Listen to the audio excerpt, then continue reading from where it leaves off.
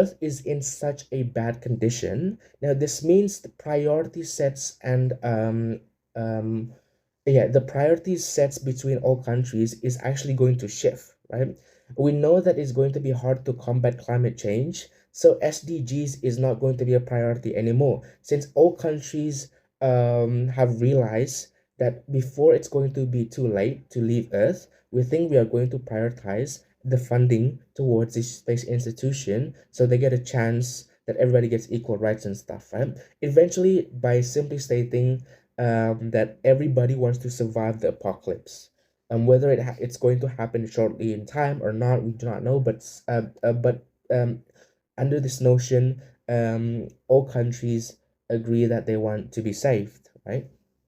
Now, as opposed towards that, opposition may argue in response by stating, no, in fact, Earth is indeed sustainable, and therefore, these long-term benefits that are unpredictable in the future run is not going to be a set of priority of these developing countries or any other authorities. Why so?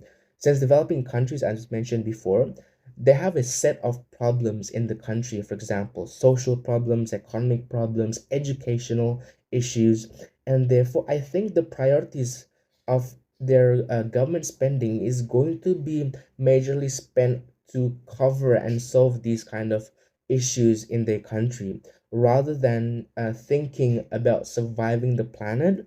I think short-term memory in the citizens of developing countries would rather think about how would they live another day, as instead of looking up in the stars and see if they could live up there because they want to run away from Earth. Now, let's move on towards the next issue that may be discussed in this motion. Sorry about that. Government, sorry, the question relies on how are international relations, discrimination, and commercialization is going to play a role in this scenario, right? Government side of the house may portray about the idea under the status quo umbrella, international relations are actually failing. Every countries have different interests, they have different goals, right? A battle of political power and economic capital, which is always why that are conflicts so clearly seen between countries, as mentioned before, the United States and China, right? This is why that war exists from the first place. It is because there is greed of power. War always begin when there's a battle where one's country seems that they are apprehended by another powerful countries, and therefore, in order to maintain equilibrium and how do I say this? That is why that people just want excessive power, right? Now, the only way to touch the human heart, right, is to actually understand the human primal instincts from the first place. Now, to talk about this human primal instincts long ago, we're not trying to relate ourselves back in the old ages, let's say in the hard rock, um, long ago. No, that's not relevant. But what I'm trying to say is that everybody has this kind of sense, especially as humans, which means thriving together for survivability, right? So since everybody's going to majorly universal to is going to universally accept that idea, now people are going to fight for free rights of survivability, right? And this free rights of survivability can be seen by the urge of society when they ask for peace. The moment war exists, there's so many casualties that is imposed by this war, or let's say conflicts. No such human race or individual is um, hard enough to see this kind of stuff. In fact, if they would argue, if it's easier for them to go to war, no, that it's easier for them to try to find a safer place, right? The fear and how war imposes trauma between individuals is very tragic. Not even war, but also conflicts, right?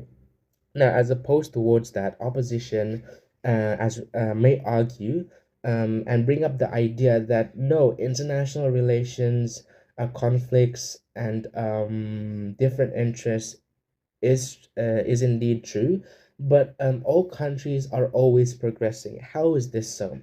There are proofs that peace treaties and nuclear agreements, bilateral and multilateral organizations, are some example that everybody is committed to develop together. That these countries do not want any other countries to be left behind, and therefore that is why they form this organization to cater left out countries and also benefit universally between between these member organizations, right? And eventually reduce the discrimination and eventually it will have balance of power, right? Now, this is very, very important when we're talking international relations. These organizations are actually formed in order for them to balance power, in order to have bargaining power the moment that there are other countries out there putting oppression towards a certain country, and therefore this country that has joined an organization means that they have allies to protect them. So having allies is actually a counterbalance for your enemies to understand whether they want to approach war or not, and aggression from the first place. And the government side of the house will talk about the idea that this is never going to be possible in this is never going to be um, possible from the first place, because eventually people are going to find allies and yada yada yada. But at least in current status quo is that um, we have these kind of efforts. Now these efforts are real in front of our eyes, right? Now these efforts are going to be a way to find a betterment in the future so individuals can live to the fullest to gain equal rights, right? We have fought about equal rights since a long way in history. Now government side of the house would argue about a different context probably, which be about how would this thing eradicate the discrimination system, right? Since space institutions are exclusive to countries and large corporates, and as mentioned before, that have high economic capital, under harmful scenarios, like when it comes to when the apocalypse happens itself, only the wealthy can save themselves by flying to the new inhabitable planet and leave the poor behind. Why is this so? Because that there is commercialization happening in these space institutions. In fact, in order for you to just launch a artificial satellite by a different country, you'd have to pay the space institution, especially when you want to go outside Earth and save yourself. This is such an immense opportunity that any organization will take advantage of, right? They would argue that this will, in fact, pay off the bills of the immense research costs that they have conducted before. And in fact, this is very, very harmful if this kind of money orientation mindset is going to happen, because it will actually impose the discrimination system, which is something that we do not want from the first place, right? By combining all those countries together, having a universal funding system in hopes for making this space transportation and exploration reaching the ultimate goal, which is trying to find a new inhabitable planet for everybody, is going to be more attainable in government South House. Even though if it's in the long run, I think it's going to be fair, and every country is not going to be discriminated and oppressed with this kind of system. As a response towards that, an opposition may argue about that eradicating discrimination is not as easy as it seems, right? Because it is merely impossible due to the multifactorial systemic problems that happens. For instance, equal funding in unified space institution doesn't mean doesn't also mean equal quotas for workers representing from all different countries, right? Now this means human resources working in the space institution will actually come from the majority of developed countries due to the higher education standards as compared to developing countries. Now, would a government side of the house argue that this is a discrimination of workers, right? No, in fact, there's a lot of things that is going to be hard to solve when it comes to discrimination.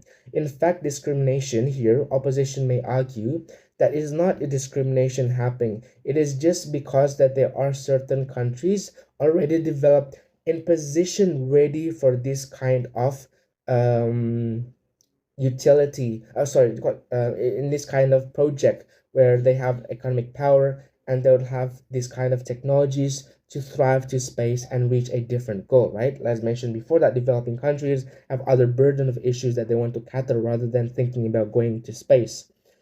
And this means like making the process of making free transportation is not going to be easy. In fact, it's going to be impossible for when the apocalypse is going to come, right?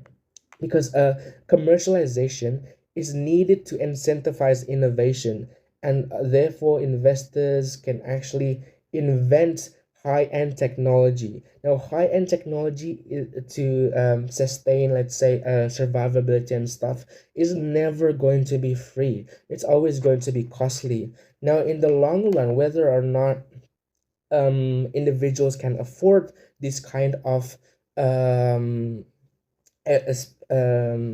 space transportation during the apocalypse is going to rely on its country, right? If these countries have sets of priorities because there is real imaginable um, casualties happening on Earth, there's already meteorite showers and stuff, then that's probably where countries will have to pay for their citizens. Is that bad? No, it's definitely not, because it's better for you to think about the current issues rather than focusing on a long-term issues that is still unpredictable, and therefore it is fairly to say that's how opposition is going to argue. Now, there are other core issues of this debate. I think that's probably enough to cater a high school debate motion. And yeah, that's probably it. I'm Ryan, and cheerios. Bye.